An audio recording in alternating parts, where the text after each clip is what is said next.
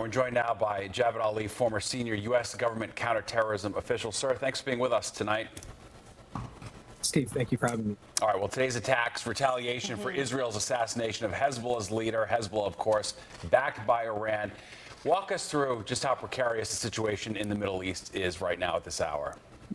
So the situation today just is building on this series of events over the past few weeks, and there's a longer backstory to that as well that goes back decades. But even kind of looking at this more recent window, that every day seems to bring a new chapter, and red lines keep getting crossed, and this sort of imaginary escalatory ladder, it seems like either on the Israel side or the Hezbollah side or the Iran side, that each, all the different parties to this conflict keep kind of moving up that ladder. So as your previous segment aired the clip about the warning from the IDF spokesperson, by tomorrow we might see direct Israeli strikes in Iran, which they have done before, but in a limited way in the aftermath of what happened in April.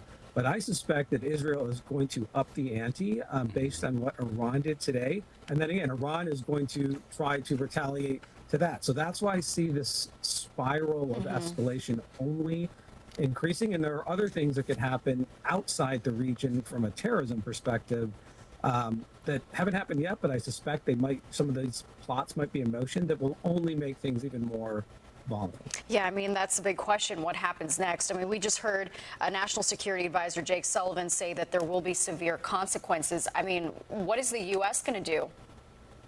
That's a great question. One would think that senior U.S. officials would not have said that word, or use that phrase if they weren't, or if the United States wasn't going to back it up with something demonstrative. Now, just like in April, today, U.S. military assets were involved in the intercept of the Iranian weapons attacks, and that's a good news story. But I still don't think that, at least based on what's happened today, and again, things could change at a drop of a hat, but I don't think the U.S. is going to get involved in offensive operations, so strikes in Iran that Israel actually might carry out, because I don't think our red lines have been crossed on that, or U.S. red lines have been crossed. So I still see the U.S.